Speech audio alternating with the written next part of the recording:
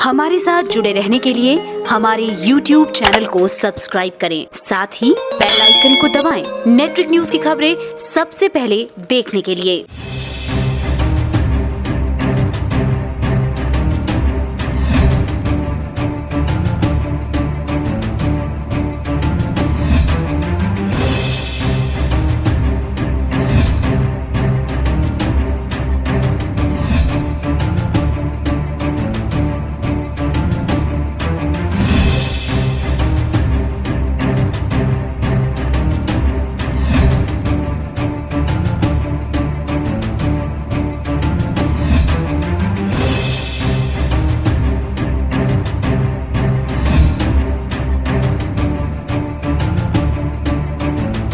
नमस्कार, network news में आप सभी का स्वागत है। मैं हूं आपके साथ सपना दुबे।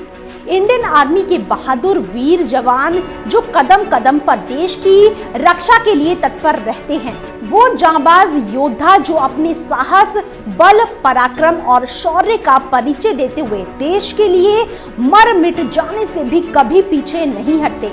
देश की सीमाओं पर हर वक्त तैनात वीर सैनिक अपनी जान की परवाह करे बगैर दुश्मनों से लोहा लेते हैं। क्या आपको पता है कि इंडियन आर्म्ड फोर्सेस का एक अहम हिस्सा होने के साथ साथ उन जवानों से मिलकर बनी इंडियन आर्मी विश्व की दूसरी सबसे बड़ी वॉलेंट्री आर्मी है, जिसमें सेना के पास विश्व में चीन के बाद सबसे ज्यादा सैनिक हैं।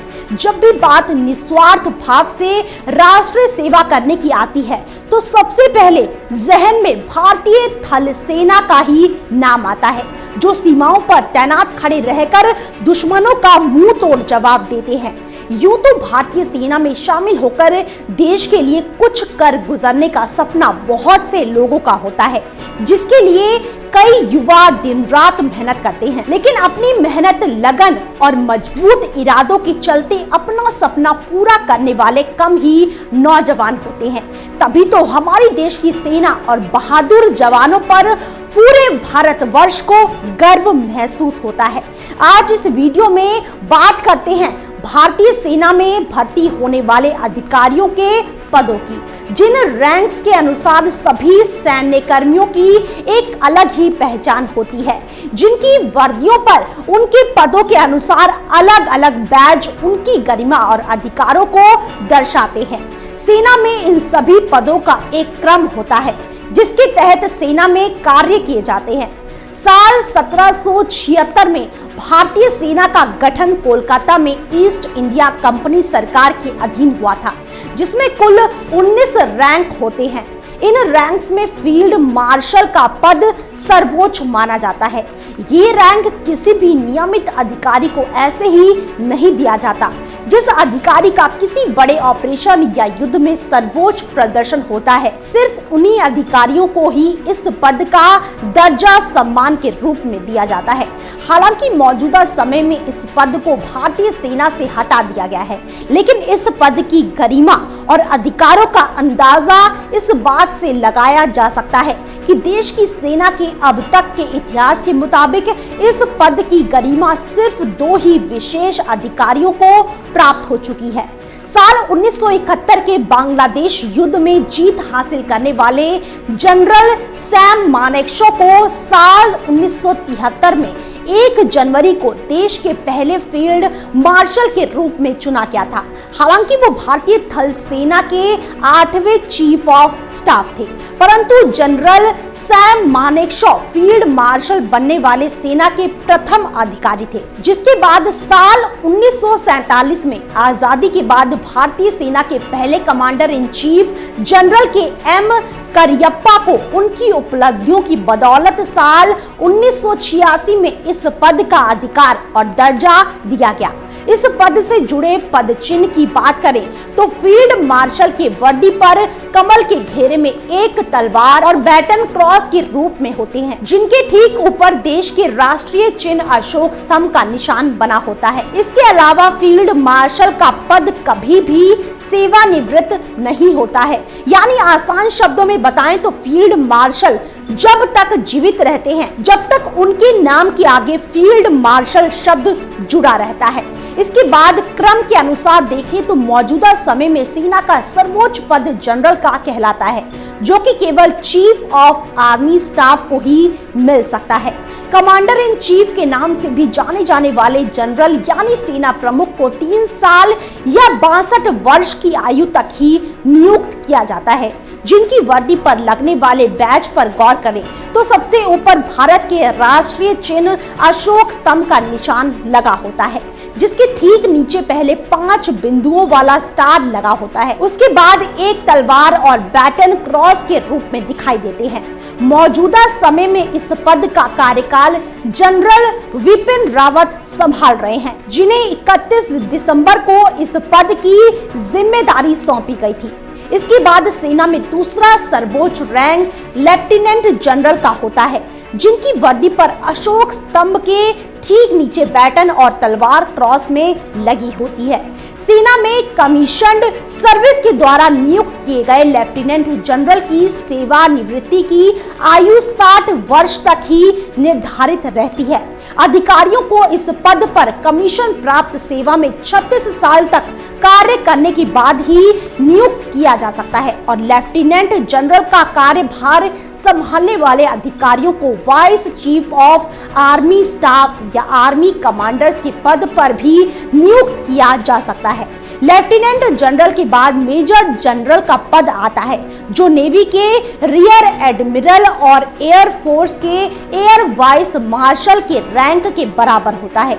अधिकारियों को सेना के इस तीसरे सर्वोच्च पद पर कमीशन्ड सर्विस के द्वारा नियुक्त किया जाता है। इनके पद चिन्ह पर गौर करें तो सबसे नीचे तलवार और बैटन क्रॉस के रूप में रहते हैं, जिनके ठीक ऊपर 5 बिंदुओं वाले सितारे का निशान होता है। इस पद पर 58 वर्ष की आयु तक ही कोई अधिकारी कार्य कर सकता है। साथ ही अधिकारियों को इस पद पर कमीशन प्राप्त सेवा में कम से कम 32 साल तक कार्य करने के बाद ही नियुक्त किया जा सकता है। मेजर जनरल के बाद के पद को ब्रिगेडियर का नाम दिया जाता है, जो भारतीय सेना के एक उच्च रैंक पर होने के साथ साथ कम से कम 1000 सैनिकों की एक ब्रिगेड को नियंत्रित करने वाला प्रमुख भी होता है। जहां एक ब्रिगेडियर की वर्दी पर लगे बैज में 5 बिंदुओं वाले 3 सितारे त्रिभुजाकार रूप में बने होते हैं, जिनके ठीक ऊपर भारत के राष्ट्रीय चिन्ह अशोक स्तंभ का निशान बना होता है। वहीं ब्रिगेडियर की सेवानिवृत्ति की आयु 56 वर्ष तक निर्धारित है, यानी 56 वर्ष के बाद ब्रिगेडियर को उसके पद से रिटायर कर दिया जाता है। इस पद पर कमीशन सेवा में कम से कम 25 साल तक रहने के बाद यानी कमीशन्ड सर्विस के आधार पर कोई अधिकारी चुना जा सकता है। इसके बाद भारतीय सेना में कमीशन्ड सर्विस के आधार पर कर्नल को नियुक्त किया जाता है, जिसकी वर्दी पर लगे बैज में 5 बिंदुओं वाले 2 सितारों के ऊपर भारत के राष्ट्रीय चिन्ह अशोक स्तंभ का निशान बना होता है। कर्नल के इस पद पर कार्यकाल करने की अवधि 54 वर्ष तक की आयु ही होती है, जिसके बाद अधिकारी को इस पद से रिटायर कर दिया जाता है। कमीशन सेवा में कम से कम 15 साल के कार्यकाल के बाद ही किसी अधिकारी को कर्नल के रूप में चुना जा सकता है। कर्नल के पद के ठीक नीचे लेफ्टिनेंट कर्नल के पद पर अधिकारियों को नियुक्त किया जाता है, जिनके लिए सेना में कम से कम 13 साल की सेवा करना अनिवार्य होता है। जहां कर्नल पद के बैज पर 2 5 बिंदुओं वाले सितारे लगे होते हैं, वहीं लेफ्टिनेंट कर्नल के इस पद पर केवल एक ही 5 बिंदु वाला सितारा लगा होता है, जिसके ठीक ऊपर राष्ट्रीय चिन्ह अशोक स्तंभ का निशान रहता है। इसके बाद सेना में मेजर के पद का नंबर आता है, जिन्हें हर मिशन की जानकारी और लीडरशिप की ट्रेनिंग दी जाती है। एक मेजर के पद चिन्ह की पहचान उसके बैज पर लगे अशोक स्तंभ के चिन्ह से होती है। इसके अलावा मेजर के पद पर नियुक्त होने के लिए अधिकारी को कमीशन्ड सेवा में 6 साल के कार्य का अनुभव होना अनिवार्य है। मेजर के पद के ठीक नीचे कैप्टन का पद आता है, जिनकी वर्दी पर लगे बैज पर 5 बिंदुओं वाले 3 सितारे का चिन्ह बना होता है। इस पद पर नियुक्ति समय सीमा के आधार पर 2 साल की कमीशन सेवा पूरी होने के बाद प्रमोशन देकर की जाती है। इस पद के ठीक नीचे आते हैं अपनी वर्दी पर लगे बैज में 2 सितारों का चिन्ह लिए हुए लेफ्टिनेंट, जो कि भारतीय सेना में शुरुआती कमीशन रैंक पर होते हैं। यानी साफ शब्दों में कहें तो भारतीय थल सेना में एक अधिकारी के नाते कमीशन प्राप्त करने पर ये पद मिलता है। इसके अलावा IMA और OTA जैसी अकादमियों में प्रशिक्षण प्राप्त करने के बाद युवा अधिकारियों को लेफ्टिनेंट के रूप में ही नियुक्त किया जाता है। लेफ्टिनेंट के पद के बाद जितने भी पद आते हैं वो सभी पदों के अधिकारी जॉइंट कमीशन ऑफिसर्स में गिने जाते हैं। इन ऑफिसर्स की सूची में सूबेदार मेजर का पद सबसे बड़ा होता है। इन जूनियर कमीशन के अधिकारियों को रिसालदार मेजर भी कहा जाता है, जिनकी वर्दी पर लगे पद चिन्ह पर भारत के राष्ट्रीय चिन्ह अशोक स्तंभ का निशान बने होने के साथ साथ एक स्ट्रिप जिसमें 2 लाल पट्टी के बीच एक पीली पट्टी बनी होती है। इस पद पर 34 साल के कार्यकाल के बाद या 54 वर्ष की आयु होने पर नियुक्त किया जाता है। सूबेदार मेजर के बाद जूनियर कमीशन के अधिकारियों के पदों की सूची में सूबेदार का पद आता है, जिनकी वर्दी पर लगे बैज में स्ट्रिप बने होने के साथ साथ 2 5 बिंदुओं वाले सितारे का निशान बना होता है। इस पद पर नियुक्त होने के लिए 52 वर्ष की आयु या फिर 30 साल की सेवा करने का अनुभव होना जरूरी होता है। भारतीय सेना में सूबेदार के पद के बाद नायब सूबेदार का पद आता है, जिनके बैच पर 1 5 बिंदु वाले सितारे के निशान के साथ स्ट्रिप बनी होती है। इनकी सेवानिवृत्ति की आयु 52 वर्ष या फिर कम से कम 28 साल की सेवा निर्धारित होती है। इन सब जूनियर कमीशन के अधिकारियों के बाद गैर कमीशन अधिकारियों की रैंक आती है, जिनमें मुख्य रूप से हवलदार, नायक, लांस नायक और सिपाही शामिल होते हैं। जहां एक तरफ हवलदार या दफादार की वर्दी पर 3 रैंक शेवरॉन यानी 3 धारियों वाली पट्टी का निशान बना होता है, वहीं नायक के बैच पर 2 और लांस नायक के बैच पर 1 रैंक शेवरॉन का निशान बना होता है। आपको बता दें कि सिपाही की वर्दी पर कोई निशान नहीं बना होता है। हवलदार के पद पर नियुक्त होने के लिए अधिकारी की आयु 49 वर्ष या फिर 26 साल की सेवा का अनुभव होना आवश्यक है। वहीं नायक के पद के लिए 24 साल की सेवा का अनुभव होना जरूरी होता है। लांस नायक के पद के लिए निर्धारित आयु 48 वर्ष के साथ 22 साल का कार्यकाल है। वहीं सिपाही के पद के लिए 42 साल की आयु या फिर 19 साल की सेवा का अनुभव आवश्यक होता है। सिपाही अपने कोर के अनुसार खुद की पहचान स्वयं करते हैं कि उन्हें किस सेवा में जाना चाहिए। जैसे सिग्नल के लिए एक सिपाही अलग होता है और ऐसे ही गनर के रूप में एक सिपाही अलग तरह से कार्य करता है।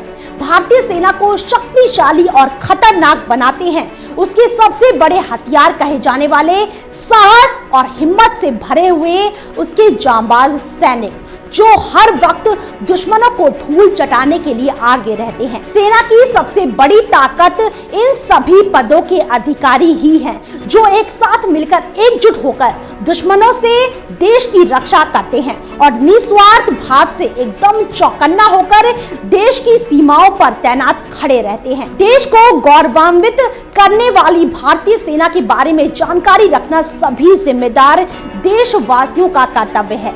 ये सभी जानकारियां अलग अलग स्रोतों से जुटाई गई हैं। कोई भी जानकारी नेट्रिक न्यूज अपनी तरफ से नहीं दे रहा है। इस तरह की जानकारियों का मुख्य उद्देश्य लोगों को भारतीय सेना के प्रति जागरूक कराना है। फिलहाल के लिए बाकी ऐसी और बड़ी खबरों के लिए वीडियो को लाइक और शेयर करने के साथ साथ चैनल को सब्सक्राइब करना ना भूलें। आप देख रहे हैं नेट्रिक न्यूज, साहस सच कहने का।